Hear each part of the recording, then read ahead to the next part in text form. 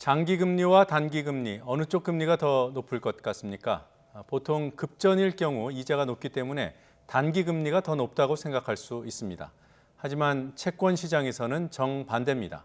국가나 기업이 돈을 조달하기 위해 채권을 발행하면서 제시하는 수익률, 다시 말해 이 금리는 기간이 길면 길수록 높습니다. 돈을 오래 빌려오는 만큼 대가를 더 주는 그런 이치입니다. 네, 만약 장단기 금리 수준이 역전된다면 어떤 일이 벌어질까요? 이른바 장단기 금리 역전 현상이 일어나고 있습니다. 왜 그런 건지, 여파는 무엇인지, 어떤 대비를 해야 할지 알아보겠습니다. R의 공포라고 들어보셨습니까? 장단기 금리 역전 현상이 일어나면 리세션, 경기 침체로 이어질 수 있다고 합니다. R의 공포에서 R은 경기 침체를 뜻한다고 하는군요. 더 쉬운 경제, 정철진 경제평론가와 함께 알아보겠습니다. 어서 오십시오. 안녕하세요. 네, 안녕하십니까. 제가 간략히 정리를 해본다고 했습니다만 설명이 제대로 됐나요? 네, 정확하십니다. 그래요. 네. 자, 이거 장단기 금리 역전 전문가의 쉬운 설명 부탁드립니다. 이게 참 어렵습니다. 쉽게 설명을 해도 우리가 보통 채권이라고 하면 언제 갚을래라는 만기 기간이 있잖아요. 예. 이게 이제 3개월짜리도 있고요, 2년짜리도 있고, 5년짜리도 있고, 네. 10년짜리도 있고, 30년짜리도 있는데 보통 이제 한 2년 밑을 이제 우리가 단기 채권이다. 왜냐하면 예. 만기가 짧으니까. 네. 하고 이제 10년 위, 10년, 30년 이걸 이제 장기 채권이다 이렇게 얘기를 하는데 예. 우리가 돈을 빌렸으면은 이제 이자를 줘야 되잖아요. 예. 그것을 채권 금리 이렇게도 얘기를 하고 그 채권 자체로 보면 그게 수익률이기도 수익률. 하기 네. 때문에 채권 수익률. 그러니까 여기서부터 많은 혼동이 옵니다. 그러니까 예. 이제부터는 채권 금리, 채권 수익률 같은 이야기다. 예. 네. 이걸 또 이자율이라고 이해하셔도 무방합니다. 어.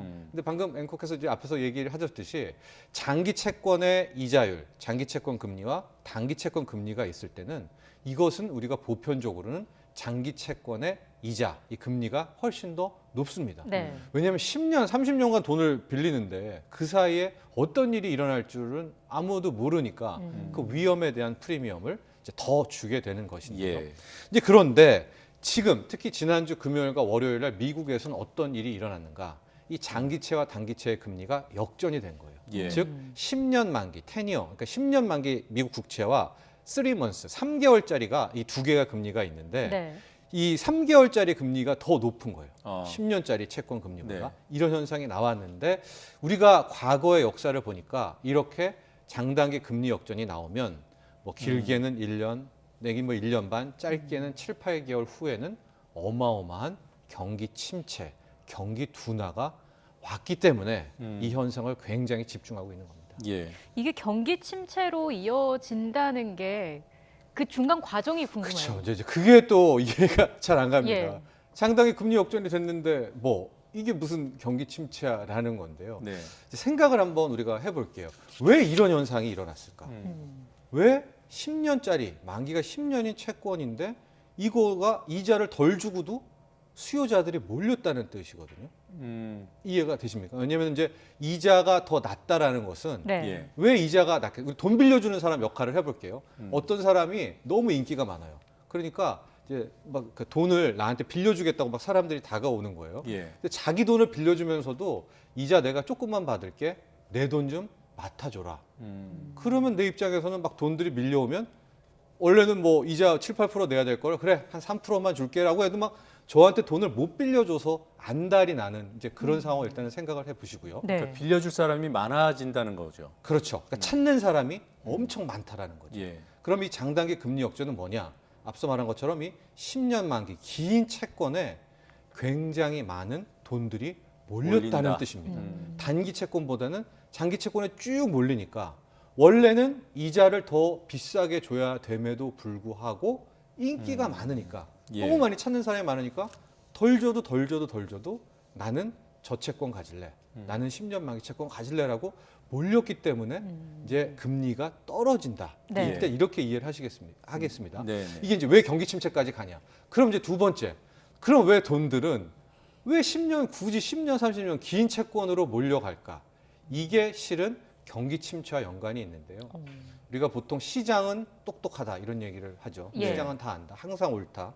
항상 선이다 이런 표현을 합니다. 또 시장에 있는 스마트 머니라는 표현을 씁니다. 그래서 시장에 있는 가장 똑똑한 돈들, 스마트 머니는 향후 경기가 어떻게 될 줄 다 본능적으로 알고 있어서 미리 움직인다라는 게 그간 우리 뭐 전 세계 금융시장의 역사거든요. 예. 근데 지금 장단기 금리 역전이 나고 그 큰 돈들이 다 짧은 만기의 채권 대신에 긴 만기 채권, 그것도 미국과 독일처럼 펀더멘털이 튼실한 채권으로 갔다라는 것은 이 시장에서 가장 똑똑한 스마트 머니들은 이제 당분간 경기는 굉장히 안 좋을 거구나. 네. 그렇다면 내가 왜 투자를 할까? 내가 왜 주식을 할까? 내가 왜 짧게 할까?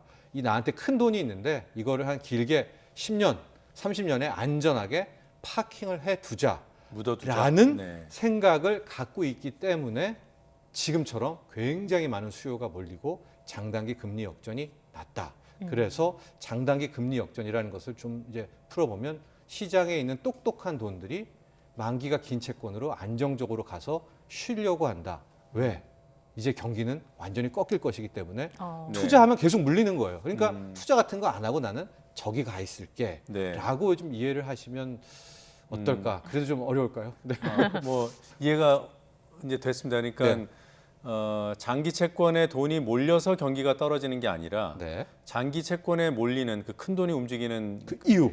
그 사람들이 경기가 떨어질 것이라고 침체될 것이라고 판단하고 돈을 빼는 현상이라는 거죠. 그렇죠. 그런데 네. 과거를 보면 그런 돈의 움직임이 항상 옳았다라고 해서 이런 장단기 금리 역전이 났던 것들, 뭐 50년대 이후에 총 9번이 있었는데 네. 이 중에 8번은 예외 없이 경기 침체로 왔거든요. 이제 보시면 이제 69년부터 할 텐데 1월에 이 장단기 금리 역전이 나고 한 1년 만에 바로 경기 침체라는 경기 둔화가 오게 된 거고요. 예. 1973년 6월에도 예외 없이 140 굉장히 빨리 왔죠 이번에는. 그 다음에 78년, 80년 우리 시청자분들 좀 기억하는 게 2000년 7월에 한번 왔었습니다. 그리고 나서 2001년, 2년 우리는 월드컵이어서 그나마 좀 좋았지만 예. 전 세계적으로는 경기 둔화였었고요. 네. 2006년 이제 7월에 한 번 또 저게 좀 왔었거든요. 네. 그렇기 때문에 저 때 이후로 2008년에 리먼 리먼 브라더스. 브로스가 네. 왔기 때문에 실은 이 장단기 금리 역전이 나면 어쨌든 시간의 소요 기간의 차이는 있다 한들 이미 마치 뭐 이게 운명론처럼 경기 침체는 예견돼 있다라고 보는 시선이 있어서 당일에 뭐 미증시는 거의 폭락을 했었죠. 그러니까 금요일 날. 일단 장단기 금리가 역전되는 현상은 이 수십 년 중에 단 9번밖에 9번. 없었을 정도로 이례적인 현상이고 그렇죠. 그렇게 일어난 9번 중에서 8번은 1년, 뭐 짧게는 뭐 3, 4개월, 6개월. 예. 네. 그 기간 안에 경기 침체가 왔다는 거고요. 맞죠. 네. 이런 현상이 미국에서 이미 나타나고 있다는 거죠. 그렇습니다. 이제 금요일 날에는 이제 3M과 10이어, 그러니까 10년물과 3개월물이 일단은 확 했다가 일단 맞춰져서 끝났는데 네. 월요일 날에는 종가 역시도 오히려 10년 만기 국고채가 더 금리가 낮았다. 낮은 이런 상황으로 나오고 있어서 네. 지금 뭐 우리나라뿐만이 아니라 전 세계 탑 뉴스에서 이 장단기 금리 역전, 뭐 인버티드 됐다라고 뭐 이런 표현 쓴 것들이 거의 탑 뉴스를 뭐 장식을 했었습니다. 방금 예. 말씀해주신 그 3년물, 10년물 그 네. 물이 뭐를 의미하는 건가요? 기간이죠. 만기. 기간이요. 예, 만기의 기간이라는 거죠. 채권을 발행할 때 그거의 마지막 뭐 반환 시점 뭐 이렇게 이해하시면 될 것 같습니다. 네, 하나만 더 여쭤볼게요. 네. 자, 10년물에 투자했어요. 네. 근데 곧 경기 침체가 올 것 같아서 돈을 파킹, 그러니까 묻어둔다고 그렇게 설명하셨잖아요.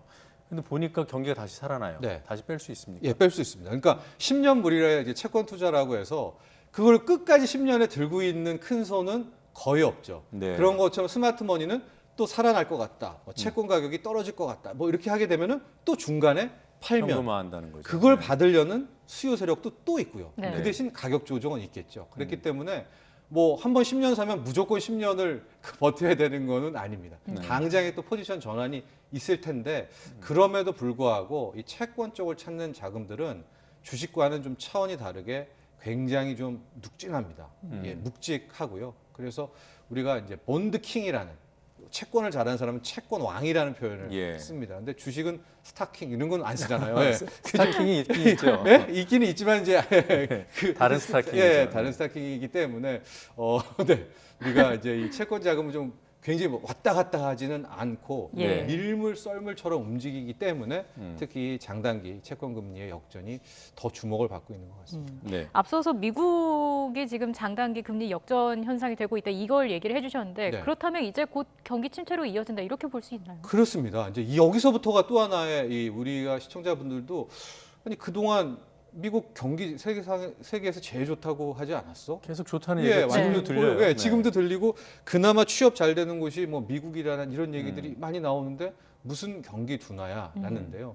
실은 두 가지 신호가 있었습니다. 첫 번째 신호는 뭐냐? 미국의 중앙은행인 연방준비제도 이사회가 당초에 작년까지만 해도 올해 금리 인상 뭐 3번 할 거야라고 하는데 네. 한 번 할 거야라고 하다가 바로 이제 이달에 올해는 금리 인상은 없다라는 금리 동결 선언을 예. 해버리거든요. 그러니까 금리를 인상하려고 했던 거는 경기가 너무 팽창하니까 예, 그 돈을 좀 가두기 위해서 맞습니다. 인상을 하려고 했는데 예, 반대로 그걸 동결한다는 건 동결한다는 거는 위험 어렵다는 신호를 거죠. 예, 미국의 중앙은행이 눈치를 챈 거죠. 음. 그리고 지표상으로는 뭐냐?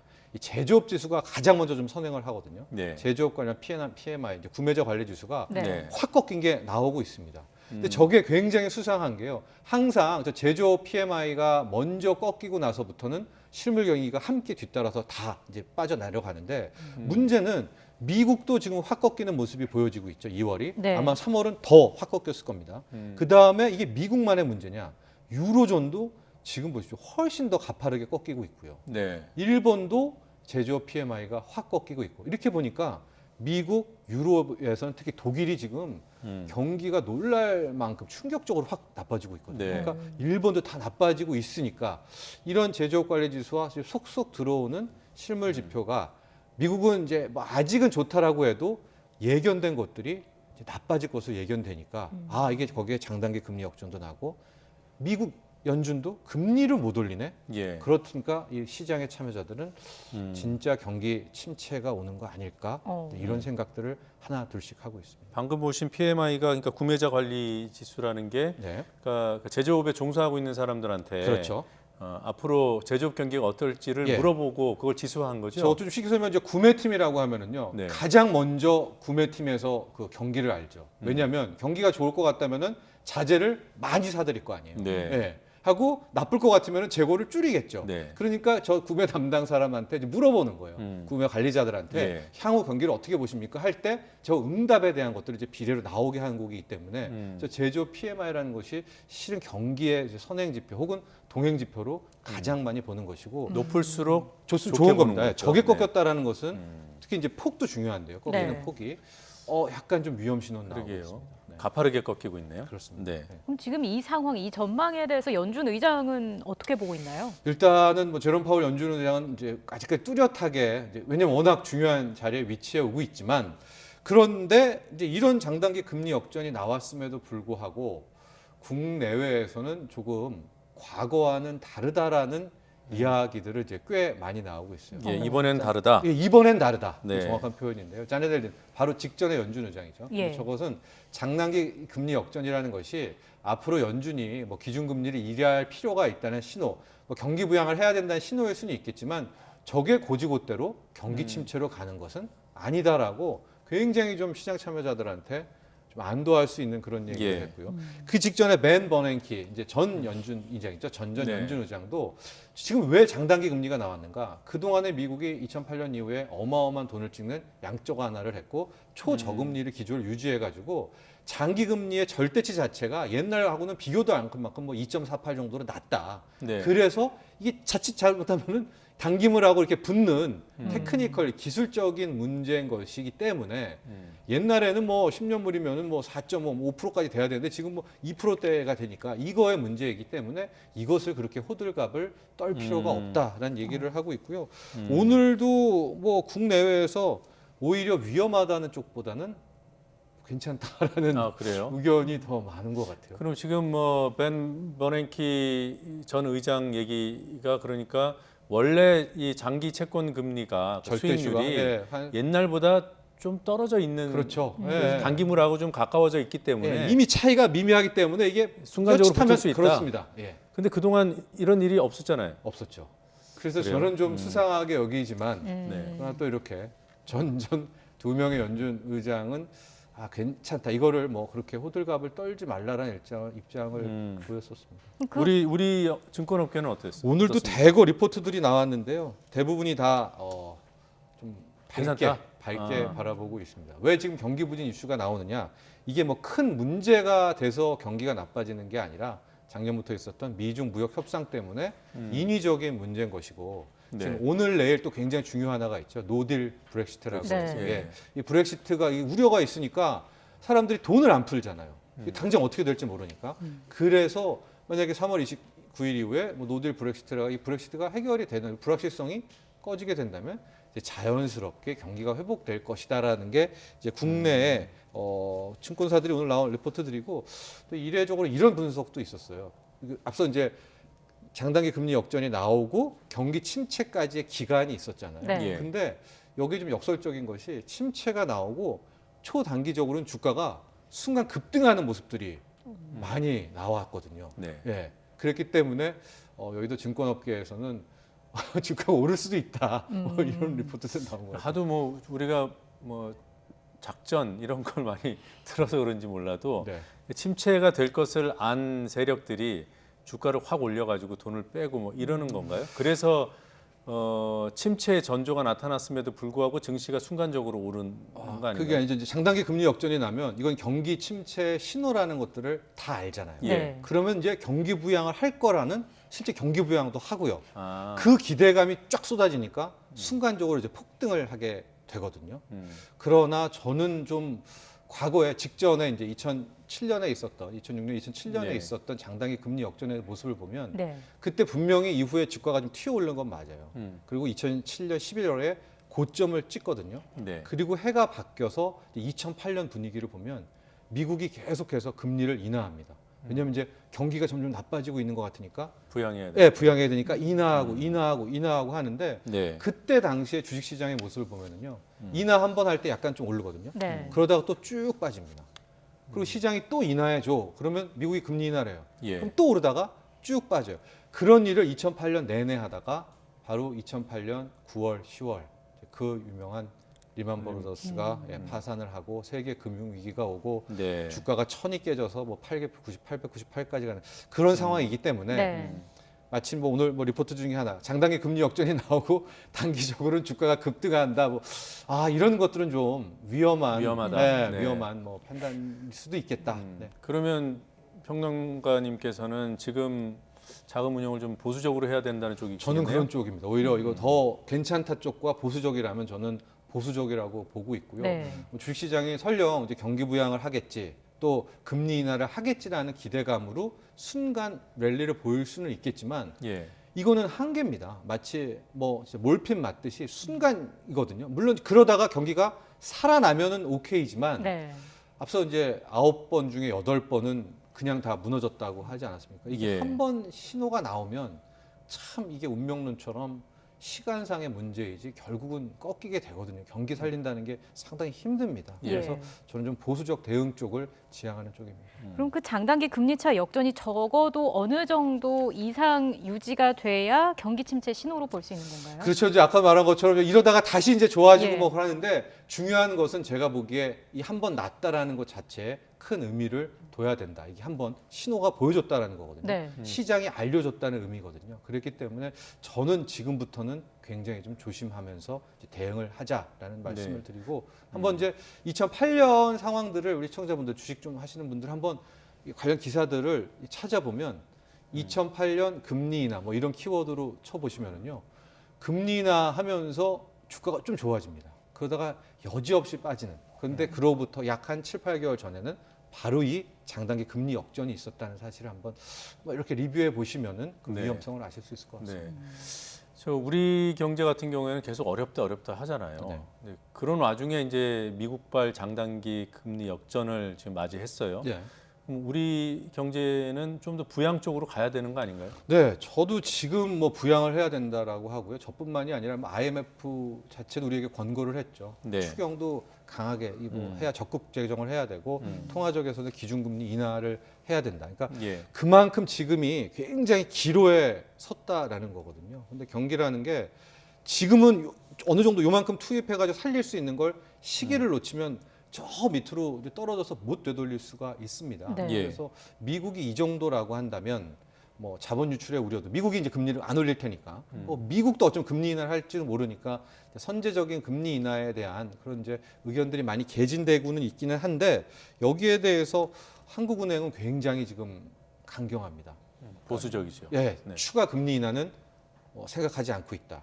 지금도 연 1.75%라는 게 충분히 낮은 기준금리다라고 해서 추경은 아마 뭐 어제도 홍남기 경제부총리 얘기 들어보면 할 거는 같은데 네.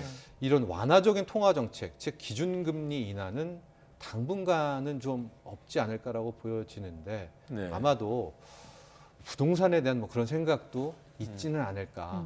이제 어렵게 잡은 집값이니까요. 예. 네, 그런 것도 많은 고민이 있는 것 같습니다. 그 금리를 낮추면 돈이 부동산 쪽으로 갈 가능성이 커지니까요. 그렇죠. 하고 네. 지금 당초에 이제 이런 우리가 했던 뭐 부동산 잡는 그런 계획 중에 하나가 미국이 금리 인상을 계속 한다라고 하지 않았습니까? 네. 예. 원래 작년까지만 해도 그럼 우리도 뒤따라서 금리 인상을 해야 되고 그럼 대출 많은 다주택자는 대출 금리 부담을 못 이기고 급매물을 내놓고 네. 가격이 떨어지고 뭐 이런 시나리오를 생각을 했는데 지금처럼 금리를 못 올리 이렇게 쭉 있으면 다주택자들이 버티기를 돌입을 네. 할 수가 있고 나아가서 금리를 인하해 버리면은 오히려 신규 자금이 주택 시장으로 몰리는 예, 거죠. 몰릴 네. 수가 있기 때문에 이 점도 한국은행이 공식적으로는 언급하지 않지만 충분히 좀 생각은 하고 있지 않나 이렇게 생각. 그런 양방향의 그런 고려 때문에 동결적으로 가지 않을까. 하고 리디노미네이션이라는 또 다른 카드도 뭐 얘기하고는 있기는 한데 네.